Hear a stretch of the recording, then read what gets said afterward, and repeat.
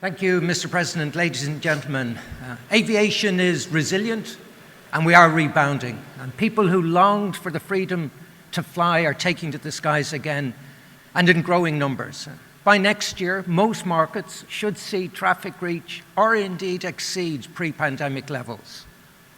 Air cargo stood out as a lifeline for vaccines, supply chains, and airline revenues throughout the COVID-19 crisis. And it has grown to be an even more vital contributor to revenues. Now, COVID-19 was catastrophic. It robbed our world of millions of people, family, friends, and colleagues. And the response of governments dismantled connectivity, destroyed jobs, and inflicted misery on people. Actions justified by politicians around the world that their decisions was driven by the science. George Bernard Shaw once observed that science has never solved a problem without creating 10 more, and how true that is. But we survived, defying predictions of bankruptcies and failures.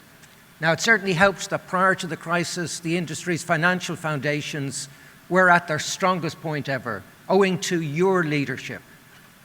It was a team effort that saw us through. Airlines took prudent and difficult decisions to stay afloat as revenues evaporated. For our people, it was a story of wage cuts, layoffs, reassignments, or retrenchments. But let's not forget that these actions saved hundreds of thousands of jobs. Our shareholders and financiers provided much-needed loans and investment, and indeed some governments had the foresight to financially bridge many airlines through the crisis. Our industry is now leaner, tougher, and nimbler. Our latest analysis shows that losses in 2021 were close to $42 billion US. Now, that's a huge loss, but down from our earlier estimate of $52 billion US. And we now believe that the global losses will be cut further this year to $9.7 billion US. Industry-wide profitability is on the horizon for 2023. So yes, we are resilient, and yes, we are rebounding. But while the outlook is positive, the business environment is challenging. Inflation topped 9% in the OECD in April. Our outlook expects GDP to grow at 3.4% this year. Now, that's not bad, but it's significantly down on earlier forecasts. The World Bank expects energy prices to soar 50% compared to 2021. And Russia's illegal invasion of Ukraine has destabilized globalization, threatened world food supply, and recreated a political divide not seen since the Cold War. And of course, fixing battered balance sheets carrying debts of over $650 billion US will be a monumental challenge. So there's no way to sugarcoat the bitter economic and political realities we face. But the desire to travel and the necessity of moving goods are both solid. And recent history supports optimism for aviation in challenging times. During the global financial crisis, travel patterns changed, but passenger numbers held steady with a quick return to growth from 2010. And in the decade that followed, it delivered aviation's strongest financial performance ever. History repeats itself, and we already see strong demand that will grow in the months and years ahead. Now, to support our future success, I will highlight just 4 of the challenges for our collective attention. We, and I mean everyone, must learn the lessons from COVID-19. We need to be clear with governments on what is needed from regulation. We must deliver on our net zero emissions target and commitment by 2050. And to be honest, it has never been more important for us to improve gender diversity. Now, COVID-19 will not be the last global pandemic. Clearly, we all hope for a very long gap before the next one. But it is vital that we learn from the mistakes made in how aviation was shut down and how it is being reopened. When COVID-19 hit, governments closed borders and stopped people from flying. They did not consult with the industry. They did not follow the advice of the WHO. And yes, decisions were based on science, But it was political science, not medical or data science. COVID-19 still spread around the world. An analysis by Oxera and Edge Health has concluded that at best, border closures may have delayed infection peaks by just a few days. There was one virus, but each government invented its own methodology to control what travel remains possible. And this was documented by Thematic. At the peak of the crisis, it was registering hundreds of changes daily to entry restrictions. Now, how can anybody have confidence in such a shambolic, uncoordinated, and knee-jerk response by governments? The cost of government mismanagement was substantial. It devastated economies, disrupted supply chains, and destroyed jobs. The restrictions even hurt people's health. Our research shows that 2/3 of people felt their quality of life deteriorated because of the impact of travel restrictions. And this is confirmed by the WHO data, which shows a 25% rise in mental health issues. So the first lesson is the wisdom of what the WHO said from the very beginning. Closing borders is not the right response to a pandemic. Now, as government eased COVID restrictions, different problems emerge: delays and disruptions. Disruptions happen even at the best of times, but many of these could have been avoided. Many governments had no plan and did not work with aviation. They worked in isolation. They made things up day by day, and in some cases did complete U-turns. The worst being the panicked overreaction to Omicron. Now, this unpredictability made the restart much more difficult than it needed to be. And it's no wonder there are operational challenges for some airlines and at some airports today. The immediate priority is working together with governments and airports to address capacity issues where they have occurred. And let's be clear, these problems don't exist everywhere, and the solutions are already emerging.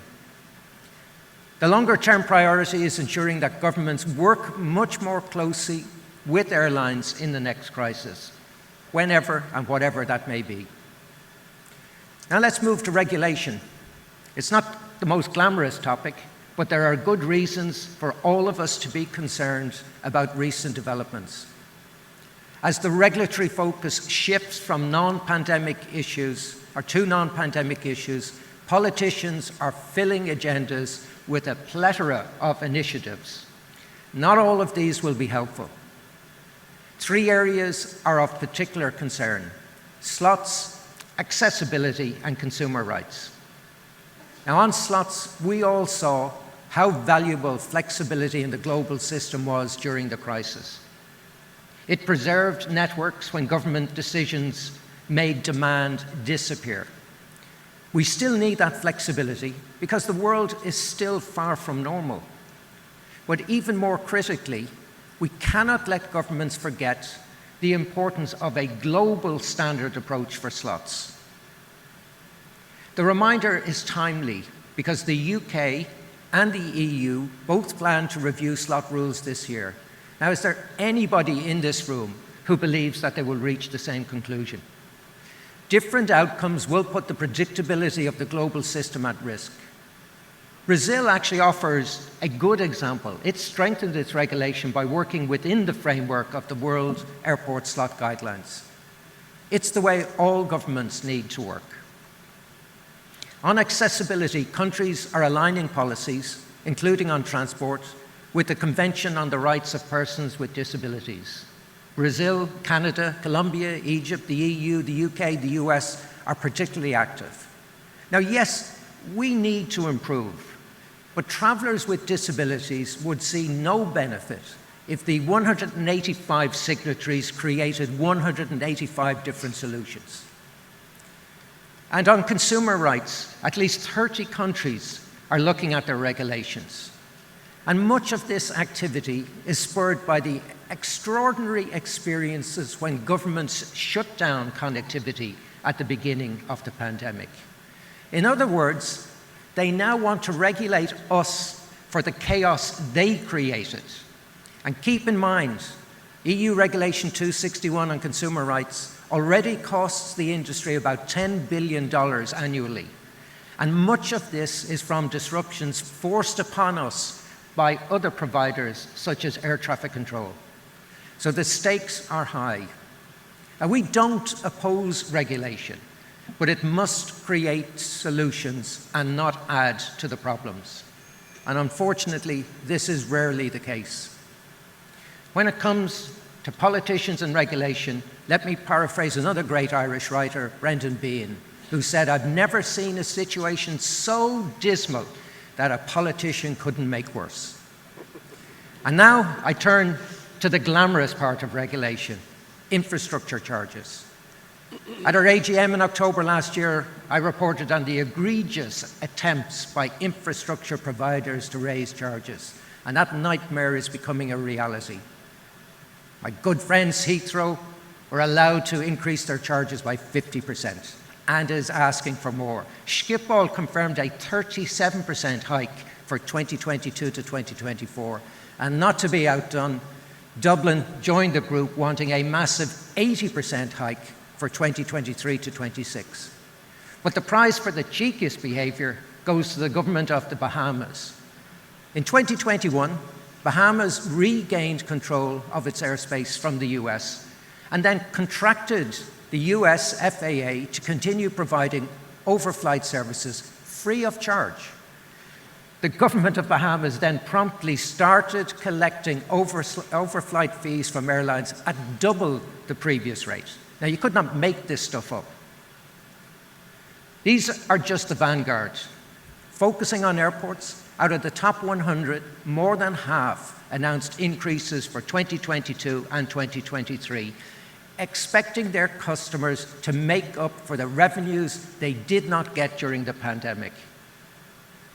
Try that for a competitive business. Dear valued customer, we are charging you double for your coffee today because you couldn't buy one yesterday. Who would accept that? This behaviour is why we oppose light touch regulation proposals by airports. And we categorically reject their characterisation of aeronautical revenues as being insignificant. In fact, Airport Council International reports that aeronautical revenues for airports were $99 billion in 2019. Too many airports are addicted to the spend big and cream it off the customer mentality.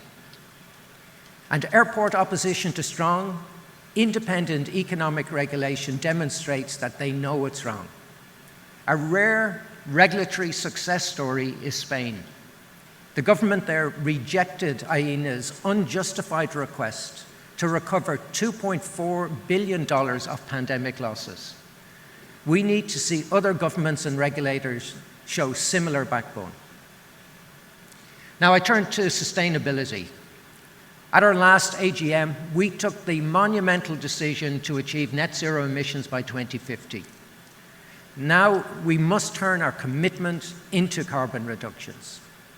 Predicting what technologies will be available in 2015 is an imprecise science, but we currently expect 100% carbon abatement, with 65% of that through SAF, 19% through offsets, and eventually through carbon capture, 13% from hydrogen and electric propulsion that Airbus, Boeing, and other manufacturers are committed to delivering by 2035.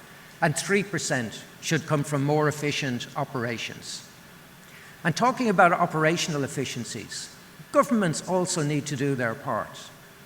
The EU spearheaded the charge on sustainability, but the near complete failure of its member states to implement the Single European Sky exposes government greenwashing. The Single European Sky could eliminate up to 10% of Europe's air transport emissions with technology that exists today. Now, it's beyond embarrassing. It is a scandal for Europe that it has failed to deliver.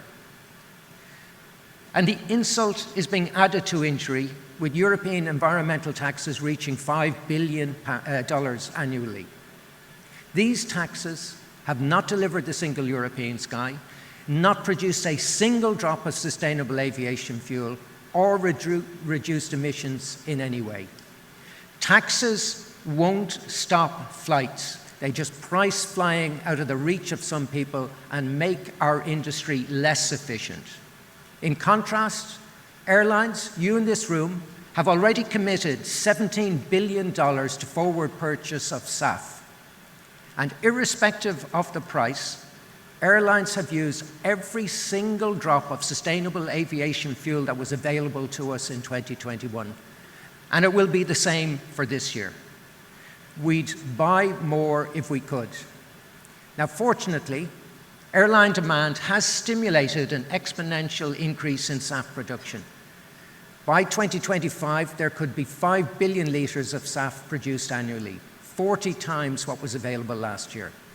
So the momentum is undeniable, but there is still work to be done. And government policy will play a big role. Governments don't need to micromanage how airlines purchase SAF. They need to incentivize production. The successful use of production incentives to transition to solar or wind for electricity production proves the point. The cost of clean solutions dropped below the cost of using fossil fuels. Clean electricity is now cheap and widely available. And with a similar approach, we could see 30 billion litres of SAF by 2030. Now, that's still far from where we need to be, but it would be a clear tipping point towards our net zero ambition and ample SAF quantities at affordable prices.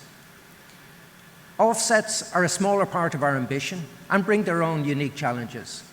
Longer term, as we move from stabilizing emissions to our net zero focus, our offset providers must transition to a viable market that includes affordable and scalable nature-based solutions and carbon removals.